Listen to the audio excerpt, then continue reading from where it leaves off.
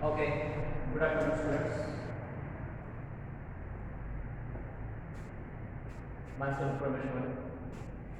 So today we are discussing about accountancy chapter number 2. So theory base of accounting. Theory base of accounting. So ವಿದ್ಯಾರ್ಥಿ ಮಿತ್ರರೇ, ಪ್ರಾರಂಭದಲ್ಲಿ ನೀವು video subscribe ಮಾಡಿ ಆ ನಂತರ ಆಗಬಹುದು ಬಹಳಷ್ಟು ಒಳ್ಳೆಯದು. ಸೊ ನನಗೂ ಸ್ವಲ್ಪ ಸ್ಫೂರ್ತ ಪ್ರತಿಸಾದ ಸಿಗ್ತದೆ ಅಂತ ಹೇಳ್ಬೋದು.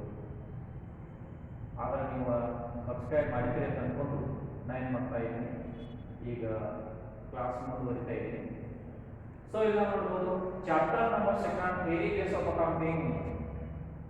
So why are the necessary, okay, why are the necessary theory of accounting? ಯಾಕೆ ಇಂಪಾರ್ಟೆಂಟ್ ಐತಿ? So what is accountancy? Accountancy means theory and practice of accounting.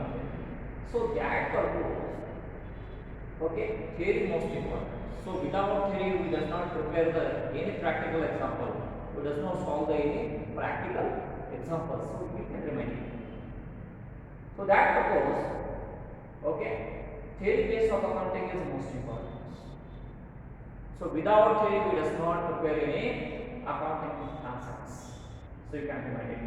So first we can see 2.1 generally accepted accounting principles. Generally accepted accounting principles. Okay, these chapters carries 3 marks. 4 marks are covered. So generally accepted accounting principles, that is called gap. Expand gap ಅಂತ 1 marks. ಕಡ್ಡಾಯವಾಗಿ ಪ್ರಶ್ನೆ ಕೇಳ್ತಾರಾ? So ಆ ಟೈಮಲ್ಲಿ bye ಮಾಡ್ಕೊಂಡ್ಬಿಡೋದು, ಹೀಗೆ bye ಮಾಡ್ಕೊಂಡ್ಬಿಡೋದು.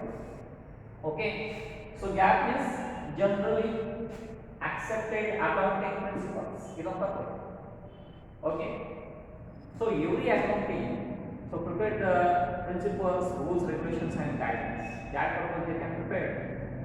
Introductions ಅಲ್ಲಿ ನಾವು ನೋಡಬಹುದು. Introduction of gap. The theory base of accounting the consist of principles.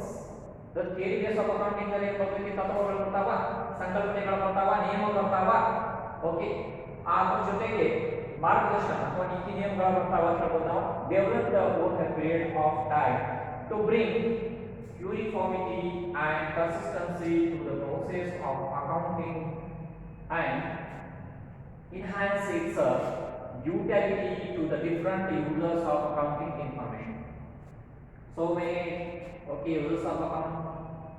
So internal users and external users, they can both use the, okay, accounting sector. That purpose they can prepare the. So without the guidelines, rules, regulation and concepts, we does not prepare the any accounting. Okay, so for example, they are not prepared the balance sheet as per the Companies Act. We are prepared, okay, as per the new Companies Act 2013. So we are prepared that purpose the guidelines. Without guidelines, we does not any prepare of accounting. Remind it. ಯಾವುದೋ concept ಅನ್ನು ನಾವು create ಮಾಡಲು ಸಾಧ್ಯತೆ ಇಲ್ಲ. So ಅದಕ್ಕೋಸ್ಕರ ನಮಗೆ ಏನು ಬೇಕು? ಬಹಳಷ್ಟು ನೀತಿ ನಿಯಮಗಳನ್ನು ಬಹಳಷ್ಟು ಮುಖ್ಯವಾಗಿದ್ದಾಗ ಮಾತ್ರ ನಾವು ಕರೆಕ್ಟ್ವಾಗಿ ಅನ್ನೋದು ಲೆಫ್ಟ್ ಆಗಲಿಕ್ಕೆ ಸಾಧ್ಯತೆ ಇರ್ಬೋದು. ಅಕೌಂಟಿಂಗ್ ಕಾನ್ಸೆಪ್ಟ್ಸ್ ಅನ್ನು ಸರಿಯಾಗಿ ನಾವು ಅಂಡರ್ಸ್ಟ್ಯಾಂಡಿಂಗ್ ಮಾಡ್ಕೊಂಡು ಅದ್ರ ಜೊತೆಗೆ ನಾವು ಏನು ಮಾಡಬೇಕು? ಲೆಕ್ಕವನ್ನು ಬೈಕನ್ನು ಮಾಡಿರಬೇಕು ಅಂತ ಹೇಳ್ಬೋದು. ನೆಕ್ಸ್ಟ್ ಪಾಯಿಂಟ್ ಅನ್ನು ನೋಡೋಣ. Definition of gap. Generally accepted accounting principles. Gap, okay, expand gap ಅಂತ ಹೇಳ್ತಾರೆ. ಸಂಕ್ಷಿಪ್ತ ರೂಪ ವಿಸ್ತರಿಸಿ expand gap ಅಂತ ಹೇಳ್ತಾರೆ. Generally accepted accounting principles. So here it refers to the rules or guidelines, okay, guidelines adopted for recording and reporting of business transactions. So business transactions ವ್ಯವಹಾರಗಳು ಏನಿರ್ತಾವ, so business types of transaction ಏನು ಹೇಳಿಲ್ಲ, cash transaction or credit transactions, there are two types of transactions. So that transactions, okay, the preparation, the most important guidelines or rules and regulations are necessary. So without rules and regulations we does not prepare the any accounting concept. So remind it. So the purpose is to bring the uniformity in the preparation and the presentation of financial statements. So we does not prepare the financial statements. Okay, financial statements Oh, so trading account is there, profit and loss account is there, and balance sheet. That is called a financial statement. Financial statement is it is a statement. It is showing on assets and liabilities of the business. So ವ್ಯಾಪಾರದ ವಿಶೇಷವಾಗಿ financial statement. So finance is the provision of money. So ಇದರ ಬಗ್ಗೆ ವಿಶೇಷವಾಗಿ ಆದಾಯ ಮತ್ತು ವೆಚ್ಚದ ಬಗ್ಗೆ ಆಸ್ತಿ ಎಷ್ಟು, ದೇಯತಾ ಎಷ್ಟು ಅದರ ಬಗ್ಗೆ ನಮ್ಗೆ ಹೇಳ್ಬೋದು. ಸೊ ಅದಕ್ಕೋಸ್ಕರ ನಾವು ಏನು ಮಾಡ್ತೀವಿ, ಜ್ಞಾಪನ ಬಳಸ್ತೀವಿ. ವಿಶೇಷವಾಗಿ ನೀತಿ ನಿಯಮ ಐತೆ ಕೇಳ್ಬೋದು. ಶಿಸ್ತುಬದ್ಧವಾಗಿ ಲೆಕ್ಕ ಬರೆಯುವ ಪದ್ಧತಿಯನ್ನು ನಾವೇನು ಮಾಡ್ತೀವ, ಆಚರಣೆ ಮಾಡ್ತೀವ. ಇದರ ಮುಖಾಂತರ ನೀತಿ ನಿಯಮಗಳ ಮುಖಾಂತರ ಅಥವಾ ತತ್ವಗಳ ಮುಖಾಂತರ ಅಂತ ಹೇಳ್ಬೋದು. ಇದು ಬಹಳಷ್ಟು ಮುಖ್ಯವಾಗಿ ಸರಿಯಾಗಿ ಮಾರ್ಗದರ್ಶನ ಇತ್ತಂದ್ರೆ ಮಾತ್ರ ನಾವೇನು ಮಾಡಕ್ ಸಾಧ್ಯತೆ, ಲೆಕ್ಕಶಾಸ್ತ್ರ ಸರಿಯಾಗಿ ಇಡಾಕ. ಓಕೆ, ಲೆಕ್ಕ ಸರಿಯಾಗಿ ಇಡಾಕ ಸಾಧ್ಯತೆ ಇರ್ಬೋದು. ಅದ್ರಾಗ ನೆಕ್ಸ್ಟ್ ಪಾಯಿಂಟ್ ನೋಡೋಣ, ಬೇಸಿಕ್ ಅಕೌಂಟಿಂಗ್ ಕಾನ್ಸೆಪ್ಟ್ಸ್. ಓಕೆ, ಮೂಲತಃ ಲೆಕ್ಕಶಾಸ್ತ್ರದ ಓಕೆ ಹಿಶೋಬ ಮುರಿಯುವಂತ ಪದ್ಧತಿಗಳಲ್ಲಿ ನಾವು ನೋಡ್ತೀವ. ಸಂಕಲ್ಪನೆಗಳು ನಾವು ಯಾವ್ಯಾವ ಸಂಕಲ್ಪನೆಗಳದಾವ ನಾವು ನೋಡೋಣ. ಓಕೆ, ಸೊ ಈ ಸಂಕಲ್ಪನೆ ಇರೋದು ನಾವು ಲೆಕ್ಕಶಾಸ್ತ್ರ ಬರಲಿಕ್ಕೆ ಸಾಧ್ಯ ಆಗುವುದಿಲ್ಲ. That's a point. ಒಂದನೇ ಪಾಯಿಂಟ್ ನೋಡೋಣ, business entity concepts. Business entity concept means the business one and the business transactions both are different. Remind you that is a business entity concept. Business entity concept ಅಂದ್ರೆ okay, ಅದರಲ್ಲಿ ವ್ಯಾಪಾರ ಬೇರೆ ಇರ್ತೈತೆ, ಅದರ ಜೊತೆಗೆ ಅದರ ಟ್ರಾನ್ಸಾಕ್ಷನ್ಸ್ ಅಥವಾ ವ್ಯವಹಾರಗಳನ್ನ ಏನಿರ್ತಾವ ಅವು ಮುದ್ರೆಗಳನ್ನ ಅವ ಬೇರೆ ಹೇಳ್ಬೋದು. That is both are differentiation ಅಂತ ಹೇಳ್ಬೋದು. Second point, money measurement concept. Money measurement transactions. So money measurement concept. So all the business transactions are paid on cash basis. Now ವಿಶೇಷವಾಗಿ ಒಂದು ಮನಿ ಮೆಜರ್ಮೆಂಟ್ ಟ್ರಾನ್ಸಾಕ್ಷನ್ಸ್ ಅಲ್ಲಿ without money we does not prepare.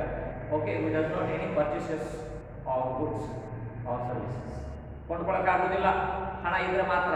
So that is a money measurement concept. So without money cash basis ಇರ್ಬೋದು, credit basis ಇರ್ಬೋದು, ನಾವು ಮನಿ measurement ಕೆಲಸಗಳನ್ನ ಮಾಡಕ್ಕೆ ಸಾಧ್ಯವಿಲ್ಲ.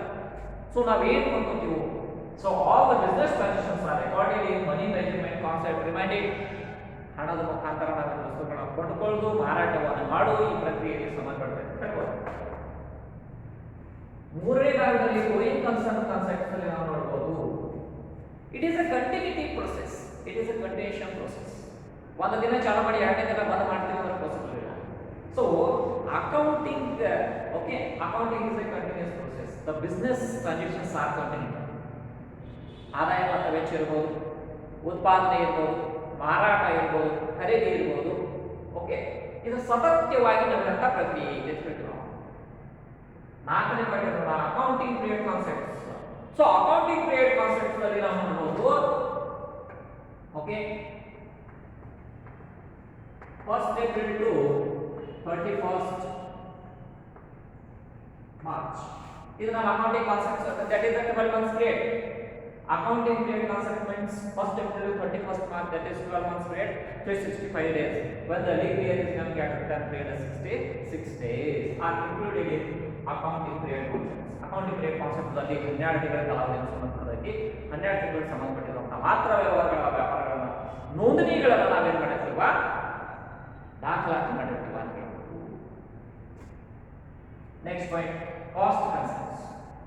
Cost concepts ಅಲ್ಲಿ ನಾವು ನೋಡಬಹುದು. ಓಕೆ, ಸೊ ಮಾರ್ಕೆಟ್ ಪ್ರೈಸ್ ಇರ್ಬೋದು, ಕಾಸ್ಟ್ ಪ್ರೈಸ್ ಇರ್ಬೋದು. ಕಾಸ್ಟ್ ಪ್ರೈಸ್ ಅಂದ್ರೆ ಅದು ಮುಖ ಬೆಲೆಯನ್ನು ಬರೀತೀವ.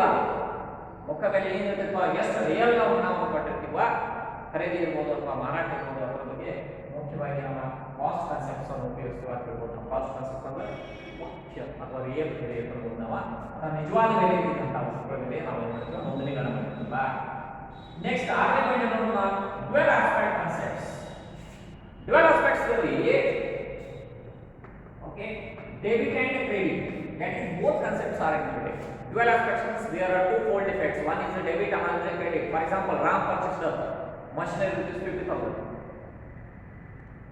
Okay, purchased a machinery rupees 50,000. 50,000 ರೂಪಾಯಿ ಕೊಟ್ಟಾಗ ಏನು ಮಾಡಿವ, ಫರ್ನಿಚರ್ ಅನ್ನು ಕೊಟ್ಕೊಂಡಿವ. So furniture account debit to cash. So ಹಾಗಾಗಿ ಫರ್ನಿಚರ್ ಅಕೌಂಟ್ ಡೆಬಿಟ್ ಆದ ಕ್ಯಾಶ್ ಅಕೌಂಟ್ ಏನಾಯ್ತು, ಕ್ರೆಡಿಟ್ ಆಯ್ತು.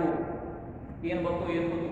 ಸೊ ಅದರ ಬಗ್ಗೆ dual aspect concept of the okay, the accounting, every accounting transactions are, there are two-fold effects. Remind it, dual aspects.